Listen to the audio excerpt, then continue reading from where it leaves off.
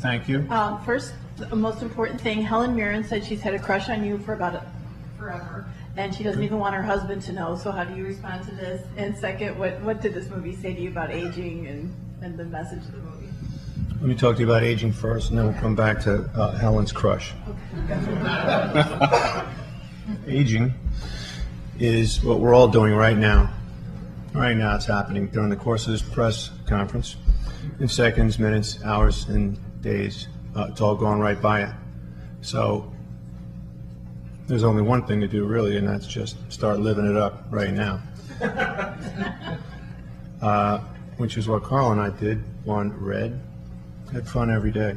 I think everybody had fun every day. Carl, your thoughts? As the youngest member of the cast, I can See? I have no idea what he's talking about.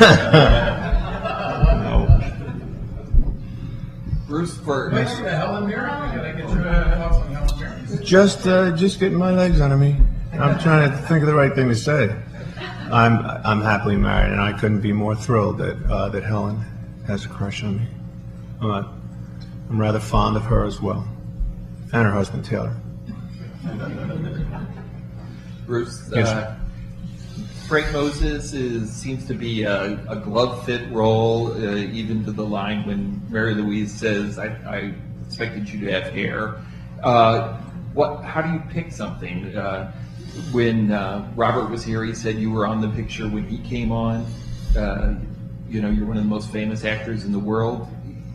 Do you want to work all the time? And is it easy? You read a script, you know immediately? Yes? No? Which question would you like me to start with? Why'd you pick this role? Well, I didn't know that it was going to be as much fun as it turned out to be, or that it was going to get the kind of notices that it seems to be getting. I have a pretty scientific way of choosing roles, and I labor over it, and I ask people, and I used to talk to the band. I was in a band, and I used to talk to those guys, and I used to ask my kids, and none of that seemed to work. And then what I just did was hang what do they call it? A pumpkin. You hang a pumpkin in the room, and take a baseball bat and turn off all the lights, and I'd swing that bat, and if I hit the bat smack dead in the middle of the pumpkin, I would do the film, and that's how I ended up picking Red. It's just a 50-50 chance. What a stupid story that was, isn't it? I'm sorry. I'm possibly jet lagged right now, but but I don't know. I wish I could take some credit for being right or for the film turning out great when it does. I think this film is primarily what it is because of great direction and the great cast we got in a really miraculous kind of way.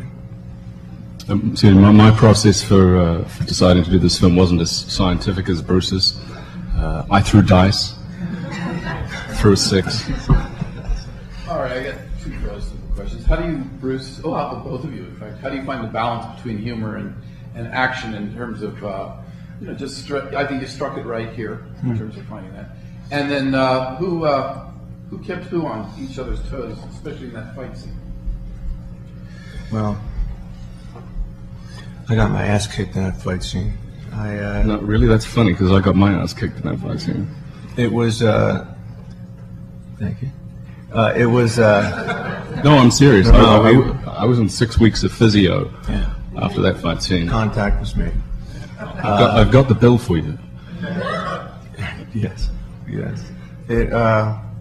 Sorry, what was the first part of your question? First question was striking the right balance. Oh, between yes, that is a and good action, question. which you've always been incredibly skilled at. And Carl, you're picking up a few tips, I assume, from that regard.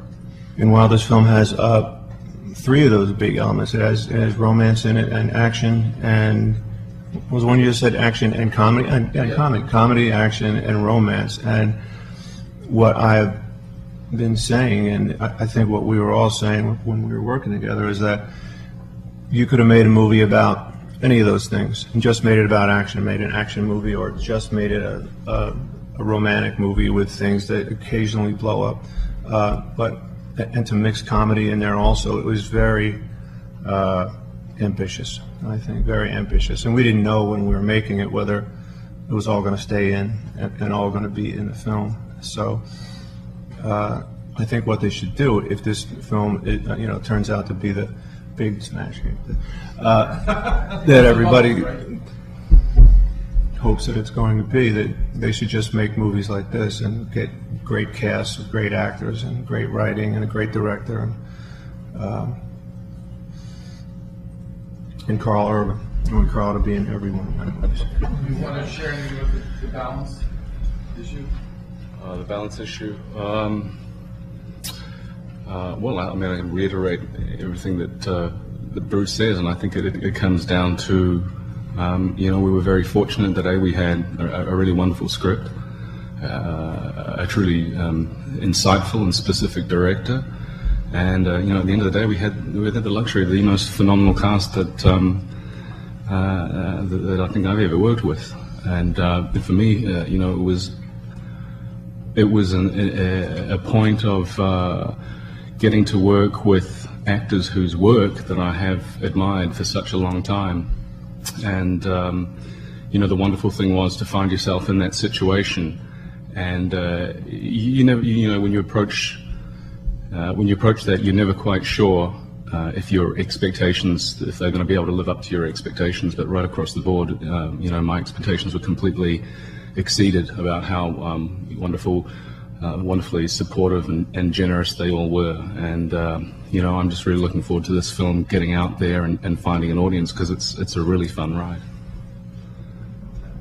I think too that it bears saying that Carl really had one of the hardest jobs in the film, because while just about everybody else was given rein to try to make you laugh and be in a little romance element of it all, that Carl's job was to be the real truth, like the real hard truth of the guy who brings death and the guy who was going to try and stop all these things. And a lot of times that can be a very unforgiving part and less fun than when you're getting to run around and go blow things up and go act like you're someone else and go try to trick someone to do other things, and without just I just haven't seen Carl for a while, so I'll tell you right in front of all you guys. I think you did a great job and made us all look better by how tough you were in the film.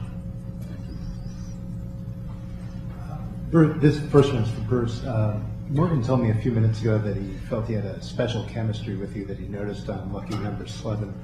I was wondering if you could talk about that, and if you sensed that same thing. And for both of you, when it comes to doing a fight scene like that, like say maybe professional wrestling, do you have to have a special physical chemistry between the two of you in order to pull something off like that, map out your moves and do all that kind of stuff? We rehearsed a lot.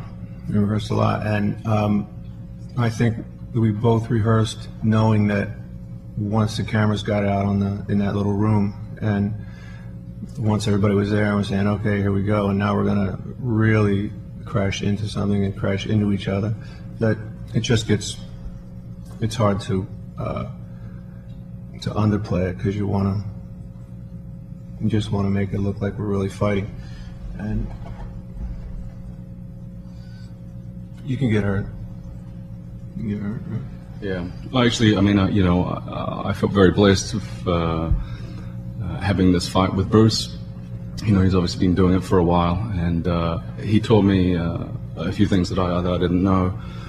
I mean, for example, that if it's not done correctly, you can get hurt, and so that's why. I mean, he told me that it's always very important to maintain eye contact as much as possible, so the other person knows what's coming when. Because it would be very easy. I mean, there was no holds barred. It was pretty. If you've seen the film, it was a pretty intense, pretty kind of a fight, and I'm really proud of it. I think it stands up to some of the best fights that have been put on screen, personally. What was the other part of your question? I'm sorry. Morgan said that he felt he had a really special chemistry with you, and wondered if you felt the same way. He didn't mention a crush, though. No crush. Yeah, we are friends. We've done a few films together now, and always great to see him. And he is just a rock solid guy. You just know that he's going to do something something interesting and bring something interesting to it, and he makes me laugh. He makes me laugh, and I've been a fan of his for a long time, and I got to work with him 3 times now. So great. I do have a crush on him. Hi, Bruce. I have a 2-part question for you. The first part is, you have been looked up to as, a great actor as well as sort of this iconic action hero in films. I was wondering, what's gotten easier for you or what's gotten harder for you compared to, when you first started your movie career? It may or may not have to do with action films, but just acting in general or just, working in movies. Well, I get to do a lot of kinds of movies. I get to do smaller movies and mid-sized movies and big films like this. I think primarily a lot of them do have fighting and some elements of action in it. And what I like about it is we're certainly not making anything new or doing anything new when the good guys win over the bad guys. That's been going on since they've had movies, and I like the fact that I'm in that game and in that side of it, and I'd like to just like trying again.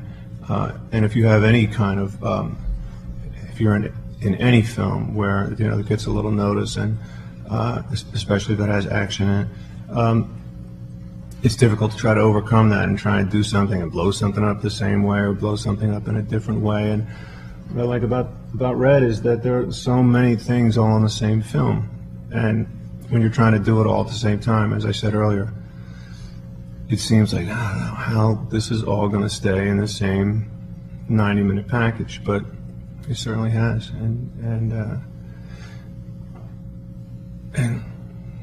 I'm really lucky. I'm really lucky to continue to be asked back.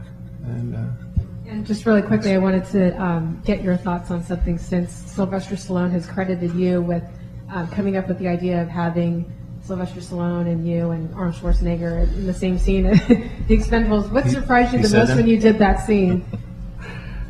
We were just talking about what we could do or what we should do, and I got into that film by just giving Sly a hard time and saying, well, why can't I be in film? Why didn't you call me up? Why didn't you ask me to do it? So, and we were just talking on the phone, and I'm pretty sure he mentioned having the governor in the film. But if he's going to give me credit, then yes, it was my idea. I said that? No, he went on record. Oh, he did? Saying that No, I don't know. I think that he did all the hard work on that film. That was a big, hard, long job to do, and he made everybody look great in that film. And there's a DVD of how they made it, and you can see how he gets hurt and how he gets beat up. And now what I talk to him about is he always says, this is what you have in store for you. And someday you're not going to bounce so high off the ground. And I think it actually started in this film. This fight scene, I hope they put their long, real fight scene in the film, which is about a 4-minute fight scene. I think there's about a 2-minute fight scene in this film. So, if you like fight scenes. So no double.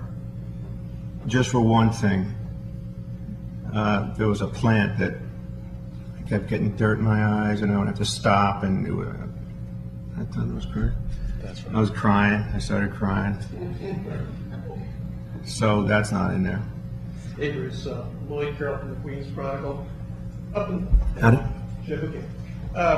until this year, I think people are used to you being the good guy who delivers the snappy one-liner. And we met at Cop Out, and you were basically the setup guy, straight man for Tracy Morgan. Here it seems like you're the straight man for everybody else to shine in this film. I was just curious if that's a role you feel comfortable with, or do you still like delivering that snappy one-liner? Well, I kind of get to do both things at different times, and I only think about it when I get asked questions like that. That maybe I should do it more, maybe I should do it less. But you can't. The person that has to be funny can only